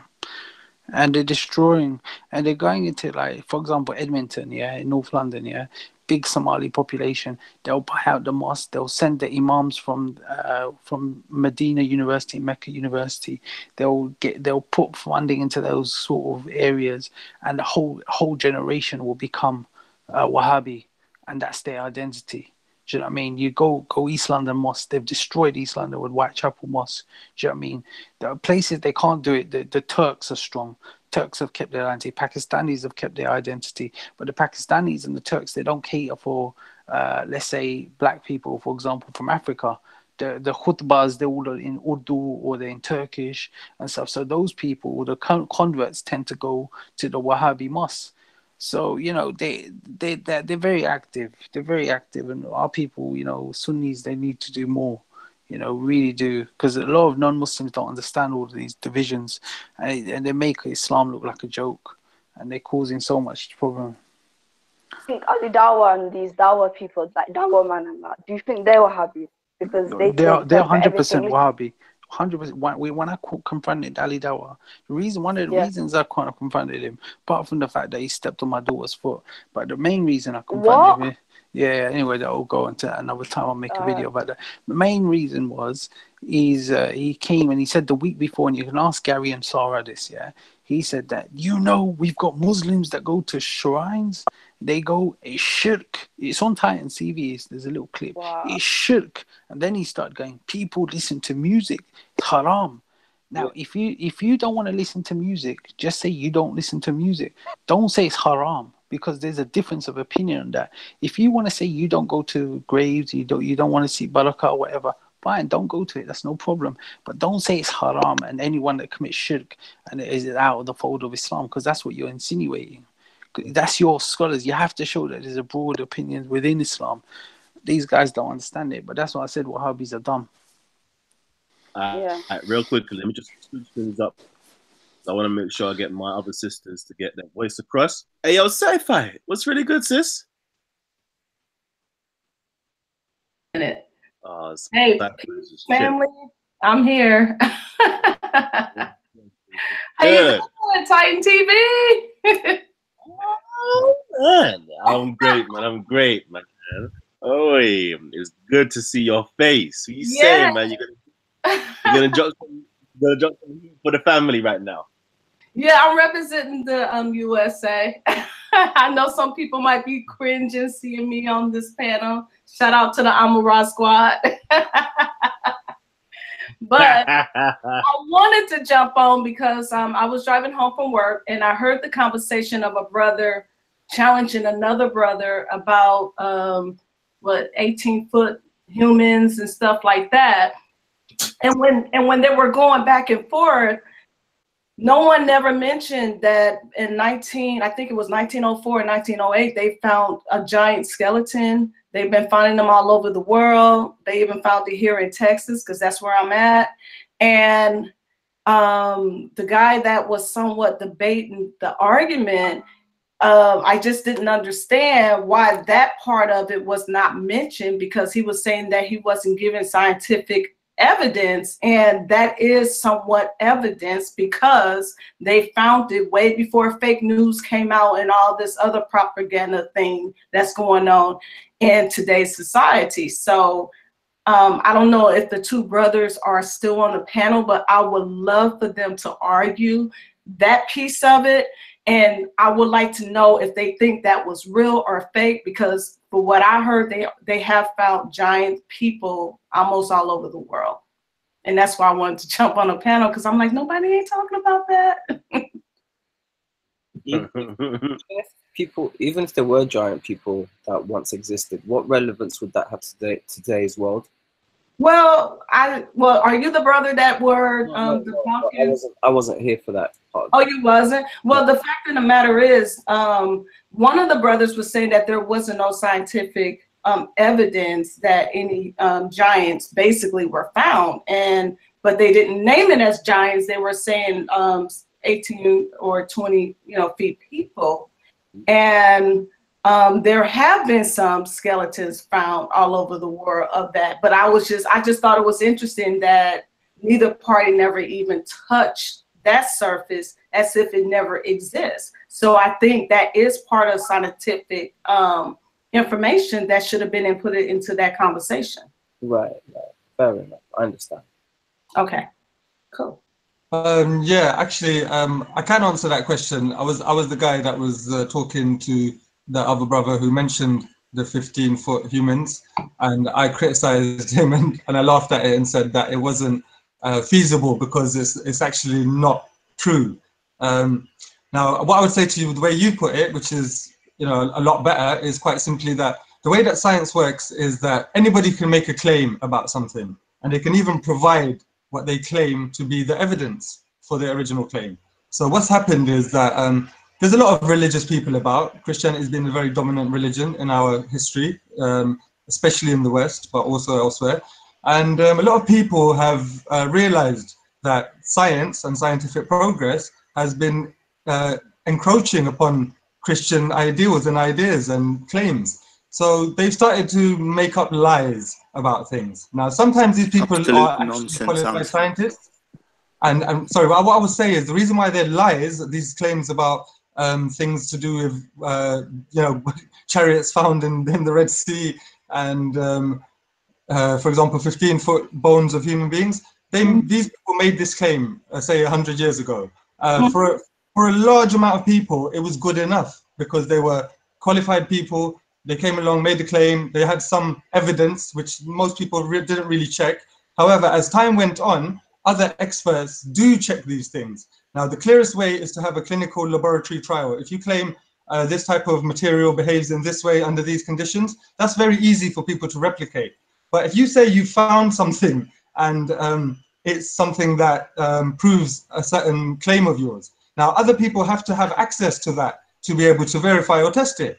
So now what's come into play is the third dimension of the scientific process, which is peer review. So your claims aren't good enough on their own. It's fine if it makes sense to you and the people that want to believe it, but ultimately it has to be verifiable independently. So when the peer review process is put into place for these types of claims, every single time it is found that they are false and they are completely made up lies, and those scientists never get a good job ever again. They only make money from writing silly books to religious people. And if you check the facts, this is what happens.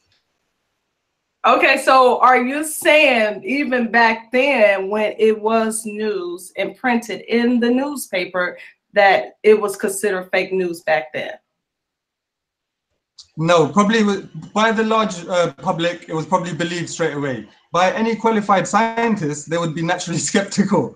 They'd want to test it before they put their faith one way or another. So they're probably just, we're talking about an age where there wasn't the internet, There wasn't, you know, global TV communications. It was a lot easier to fool people and get away with it for a lot longer, especially with something so specific and, you know, well, something so specific, basically.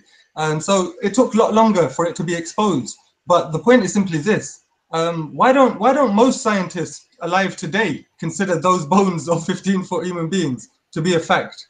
When you have 3 or 4 cases of people claiming that, dodgy evidence basically, and then the rest of the world has been digging and finding bones, and the picture they come up with, which is independently testable by any human being who's qualified in those fields, and all matches up, why is that the case? Well, I know when the news broke, because there was a documentary on that, and I want to say it was on PBS, where they was starting at that point to suppress a lot of news that was being discovered in untouched America. Because some of those bones were found here in Texas, and I want to say somewhere in the Midwest. So with that being said, I heard that one of the big millionaire or billionaire at the time has sent some researchers down there and have basically took the evidence into a museum, which is not being shown public. And I just think that there is a lot of suppressed information that have been discovered over 100 years that now, as of today, when we discuss these topics, we don't even want to look at that as scientific proof, even though those people at those times did find it and it was well documented. No matter how one may look at it as being fake news now, it wasn't fake news when it was documented and pictures were taken. That's all I'm saying. So I felt when the brother that you were talking to, that should have been brought up as part of the evidence as science. But, you know, I understand that a lot of people don't believe a lot of things, but I just feel that some things should not always be dismissed as fake news, especially if it was discovered over 100 years. A lot of newspaper article came out that is good documentation back in those days, and that was considered credible news. And not to mention, every now and then you hear of someone being born, or the tallest man in the world, and now he's in the Guinness, you know, world record, and then the shortest person in the world in the Guinness World Record. But then you can't discount that as fake news or pseudo. I mean, that is actual science. And that's what yeah, you're right. The tallest human beings in the world, I think the tallest recorded human being was a guy called Robert Wadlow, but he died at the age of 23, and he was already, I think it was like 9'11" or something, or 8'11" or 9'11". He was really, really tall. But that's like the limit of it, being, let's say, 10 foot tall. And that's one extreme case. So you said that's just the limit of it that they let us know. So that's a good point. That's just the limit of the record. But I don't know. yeah, but the thing is this though, is if there were more people being born that were taller than that or as tall as that, how could you hide? I mean, how could you hide it? This is the point. I mean, why wouldn't they hide? Why didn't they hide him? Why did Robert Wadlow get into the Guinness Book? But see, that's my point. They didn't hide it back in those days. They were printing this information in the newspaper. But now we want to disregard all of that information that was put out there for the people.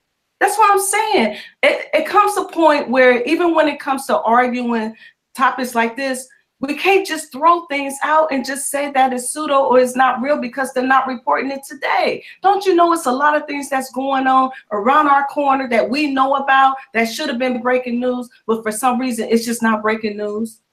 This whole news thing has been monopolized so badly to the point where the reason why this channel is growing like it is because this channel is putting the information out that the news media won't put out.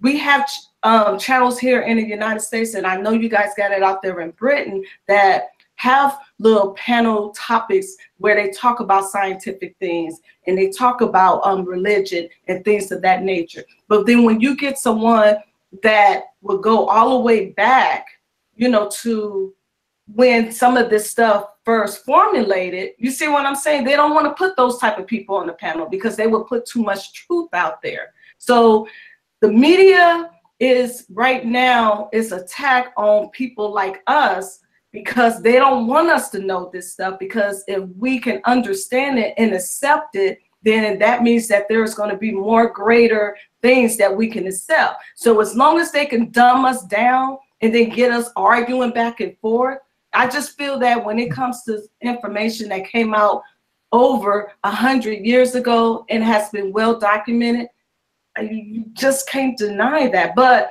I respect your opinion on it, you know, but still, please do.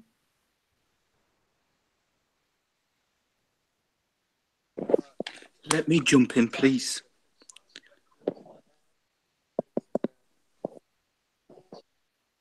I'm very well, thank you. Yeah, I just want to say about Bob the Builder's latest debate with Hamza the hamster. First of all, if you read Surah 7, 157, this is a command from Allah to the Muslims, saying to them that for them to find a prophecy about Muhammad, they have to go to the Torah and the Injil. The Torah is the revelation given to Moses. The Injil is the revelation given to Isa. Therefore, them going to the book of Isaiah or Songs of Solomon, they're actually dismissing Allah's command in Surah 7, 157. So Isaiah 42 cannot be about Muhammad because Allah says so in Surah 7, 157. And then Hamza also strom. Are you changing the subject completely now? Yeah, sorry. I was wondering, I'm like, wow. I said, this must be a prank on me. My bad. My man Megatron blowing up the panel, bro.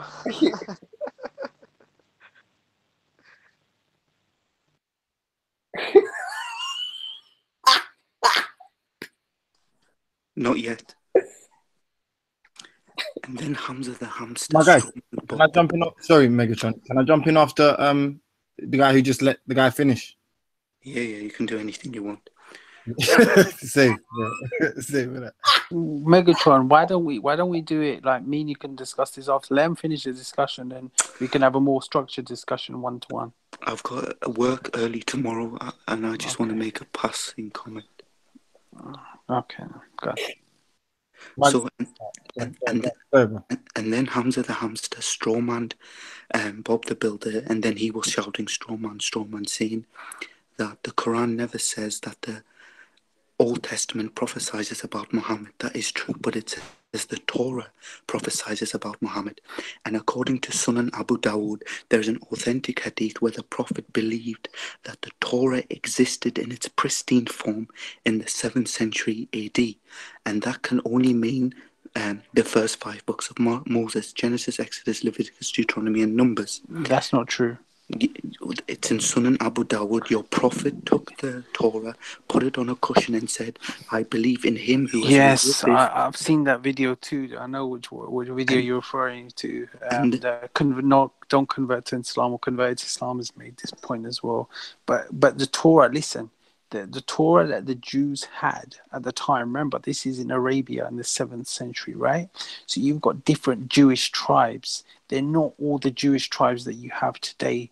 The Torah, I mean, it's quite plausible they had a different Torah.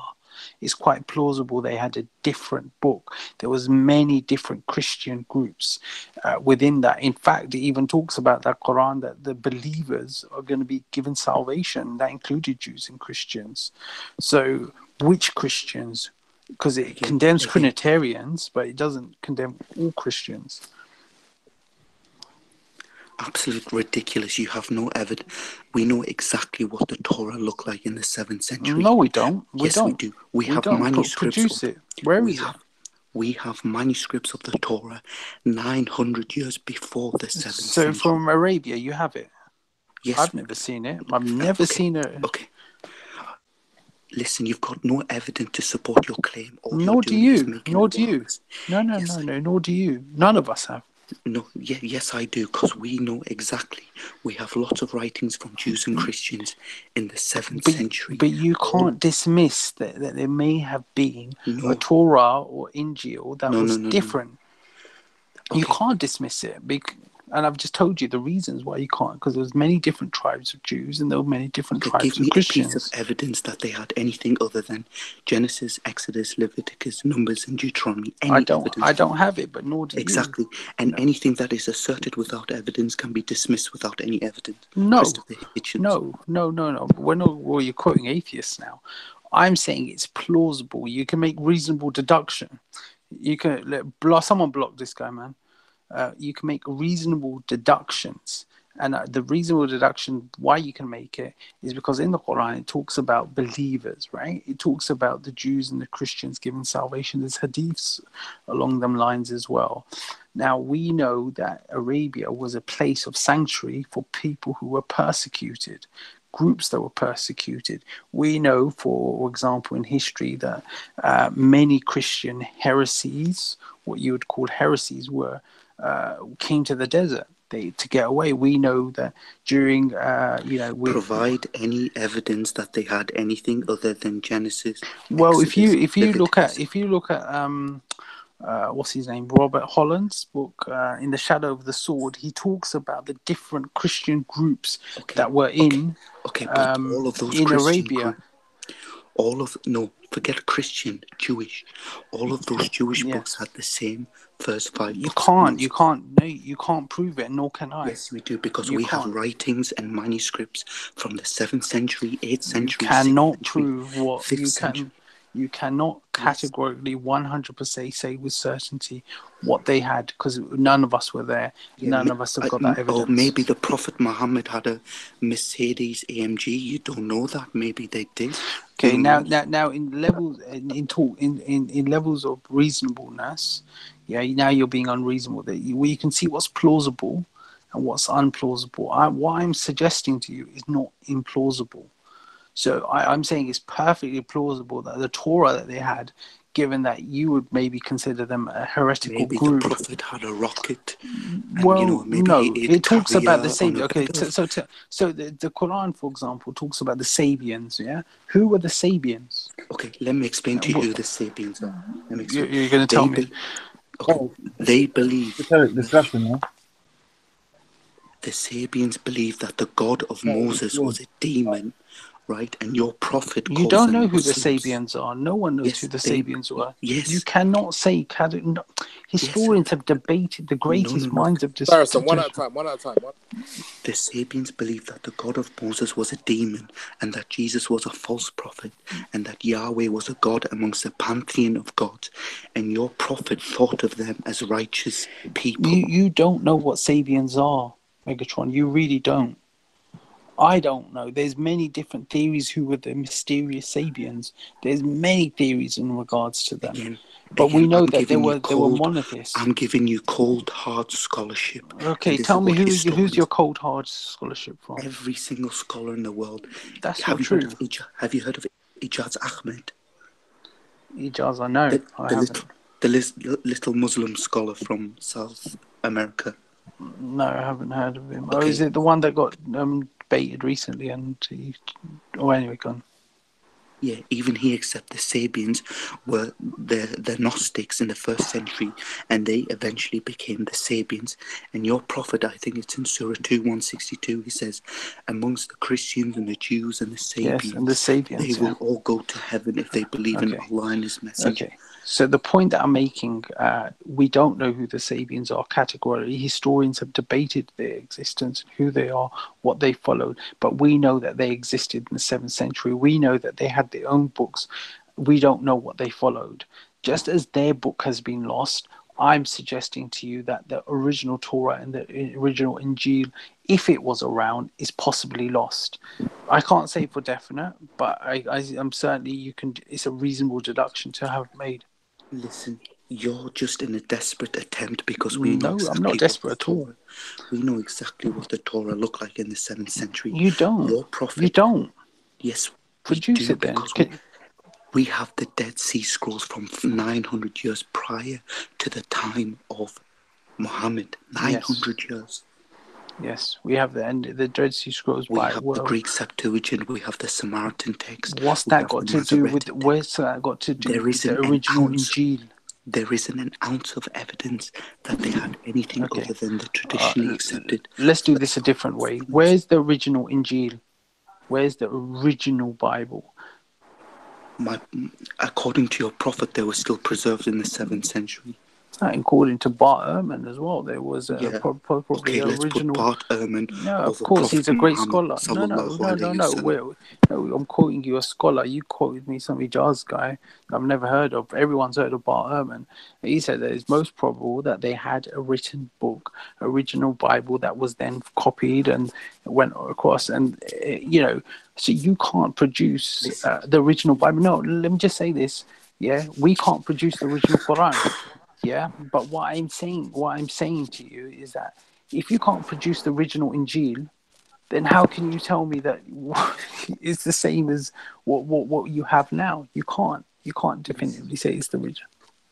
Listen, but because the four Gospels in the time of Muhammad, when called Matthew, Mark, Luke, and John in the Syriac language, the four Gospels came under one banner called the Gospel. There was no Matthew, Mark, Luke, and John title. And your prophet mistakenly thought that that was the Injil that was given to Moses in the same way of the first 5 books of Moses. Not at all. What you're saying is based on the presumption that your prophet had any clue about what the Bible contained. He had absolutely no clue. And when the Jews brought go on. So I was going to go in. I was going to go in. Here we go. Hey, Kalam. Yeah. Let me just ask you one question quickly. Go true. Yeah. I don't know if this is. You see that Brit girl debate you had that got shut down because of the trolls. Hello. I'm not sure if you concluded that any other. Say again. Can you hear me?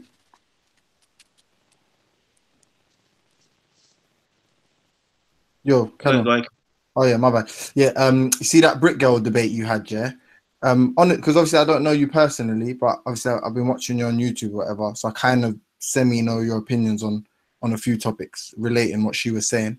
I just wanted to know, like, you see a lot of the rhetoric that comes from that side. I'm guessing she's a Tommy Robinson supporter. I wasn't too in depth with it, or at least that what people refer to as far right, like opinions and stuff. And I didn't really fact check what she was talking about specifically, but she went off on a tangent about that she's not a racist and essentially black people need to get over slavery, so on and so forth. And I'm not going to address that so much as, a lot of these people, and I'm assuming you're African or Caribbean, I'm not 100% sure, so please correct me if I'm wrong.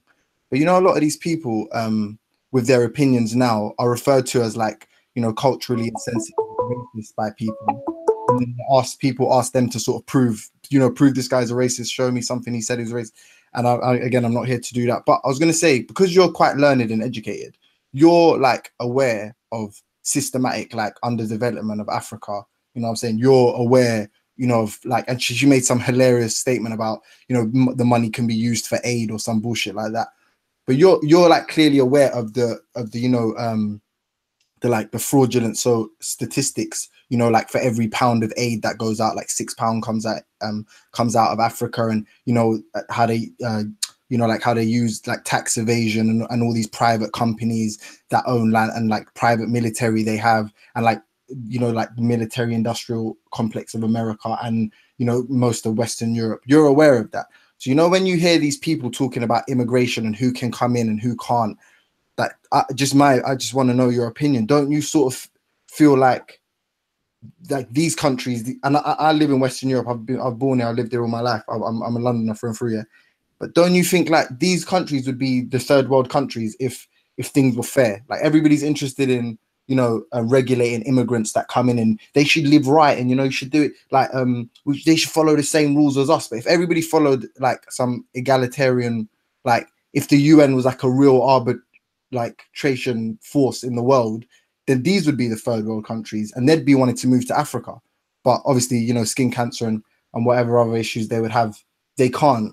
So they exploit the rest of the world, and then they say that they don't like the government, like that. Like that's always what they rest upon. Oh, we don't. I don't agree with the government. I don't agree with foreign policy, but it directly benefits them and no one else.